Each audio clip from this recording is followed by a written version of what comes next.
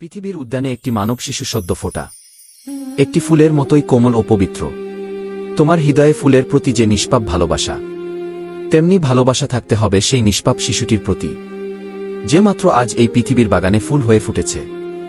একটি ফুল যেমন আলো, পানি আর যত্ন পেলে ধীরে ধীরে সৌন্দর্যে বিকশিত হয়, তেমনি একটি শিশু বড় হয় বাবা মায়ের সময়, স্নেহ, নিরাপত্তা ও সুন্দর ব্যবহারের স্পর্শে। শিশুর কাছে সবচেয়ে দামি উপহার খেলনা নয়, প্রিয় মানুষের আন্তরিক উপস্থিতি। ফুলের প্রতি কোনো মানুষের হৃদয়ে বিদ্বেষ থাকে না, এমনকি সে ফুল যদি ফোটে শত্রুর বাগানে, তেমনি কোনো মানব শিশুর প্রতিও তোমার হৃদয়ে বিদ্বেষ থাকতে পারে না, যদিও সে পৃথিবীতে এসে থাকে তোমার শত্রুর ঘর আলো করে। এখানে সেখানে সবখানে পৃথিবীর মানবুদ্যানে আজ যত ফুল ফুটেছে, যত শিশু জন্মলাভ করেছে, আমি জানতে চাই না তার মা বাবা মুসলিম না অমুসলিম, আরব না অনারব, সাদা না কালো। আমি জানতে চাই না সেই নিষ্পাপ শিশুটির জন্ম আমার বন্ধুর ঘরে না শত্রুর ঘরে। সব শিশুকে আমি উপহার দিলাম আমার হৃদয়োদ্যান থেকে একটি করে শুভকামনার সুরভিত পুষ্প। প্রতিটি হাসি, প্রতিটি গল্প, প্রতিটি আলিঙ্গন আর প্রতিটি একসঙ্গে কাটানো মুহূর্ত শিশুর হৃদয়ে এমন স্মৃতি গড়ে তোলে যা তার আত্মবিশ্বাস, চরিত্র ও মানবিকতার ভিত্তি হয়ে থাকে।